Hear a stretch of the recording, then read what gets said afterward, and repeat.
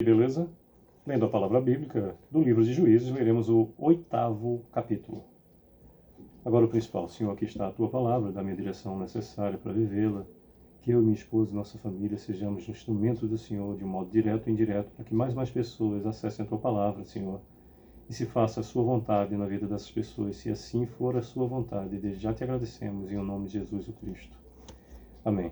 Temos no 8º capítulo 35 versículos e diz, do versículo 1 em diante: Então os homens de Efraim disseram a Gideão: Que é isto que nos fizesse, que não nos chamaste quando foste pelejar contra os midianitas?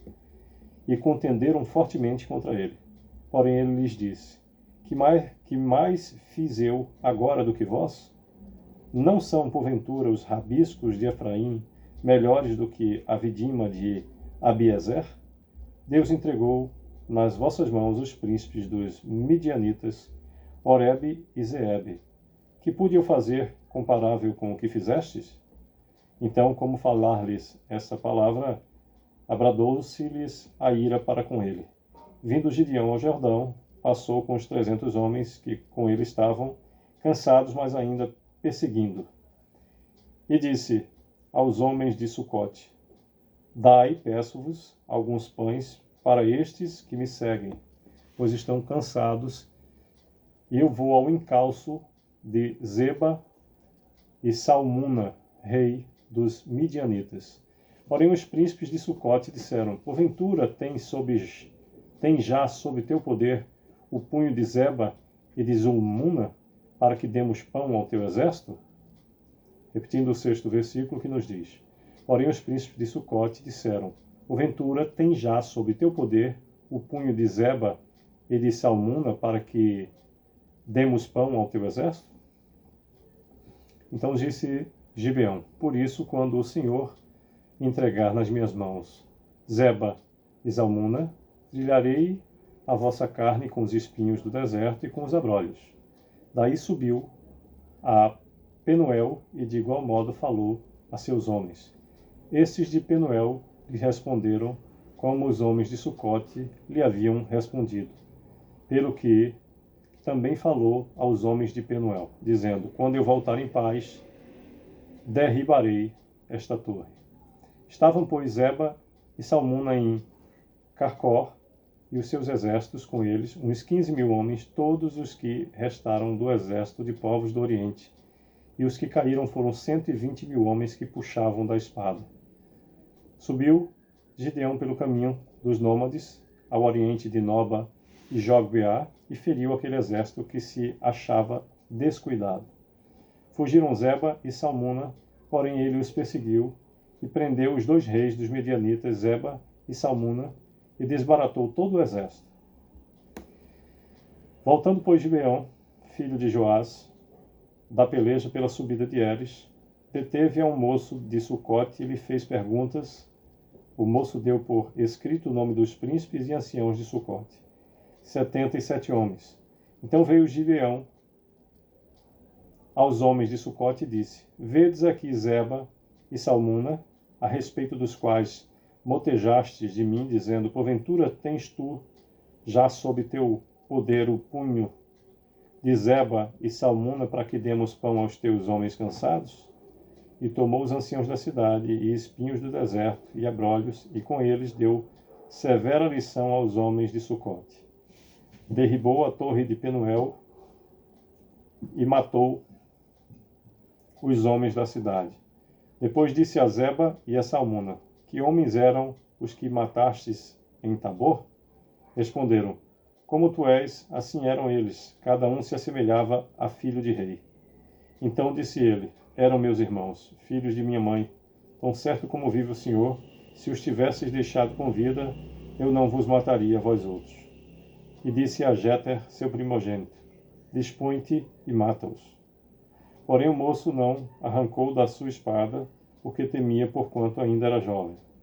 Então disseram Zeba e Salmuna: Levanta-te e arremete contra nós, porque qual homem tal a sua valentia?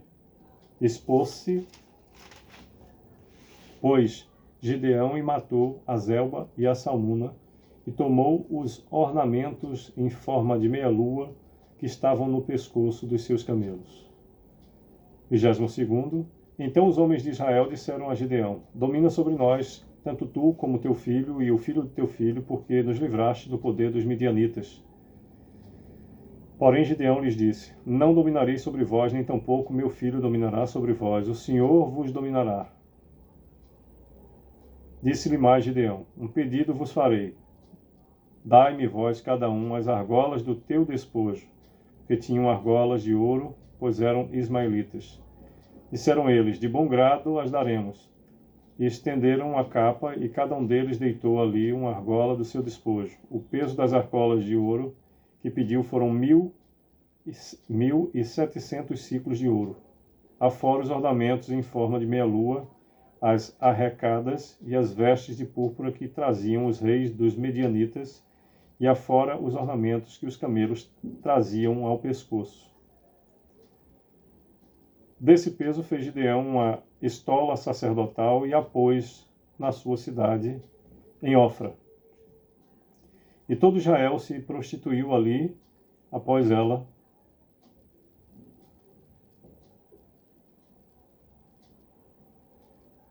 A estola veio a ser um laço a Gideão e à sua casa.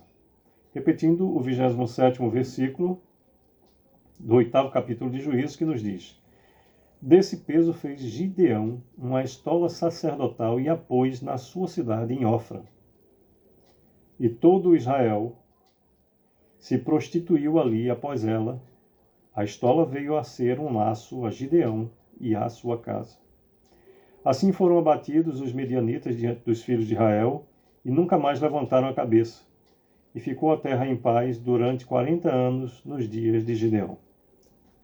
Retirou-se Jerubaal, filho de Joás, e habitou em sua casa. Teve Gideão 70 filhos, todos providos dele, porque tinha muitas mulheres. A sua concubina, que estava em Siquém, lhe deu também à luz um filho, e ele lhe pôs por nome Abimeleque.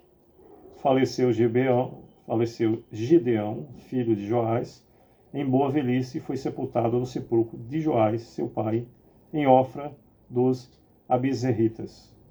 Repetindo o 32º versículo, do 7º capítulo de Juízes.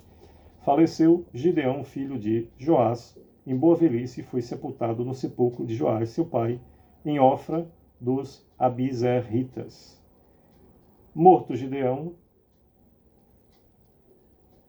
tornaram a prostituir-se os filhos de Israel após os Baalins e puseram Baal, Berite, por Deus. 34º nos diz: os filhos de Israel não se lembraram do Senhor, seu Deus, que os livrou do poder de todos os seus inimigos ao redor. 35º e último versículo, capítulo 7, nos diz: nem usaram de benevolência com a casa de Jerubaal, a saber, Gideão, segundo todo o bem que ele fizera a Israel.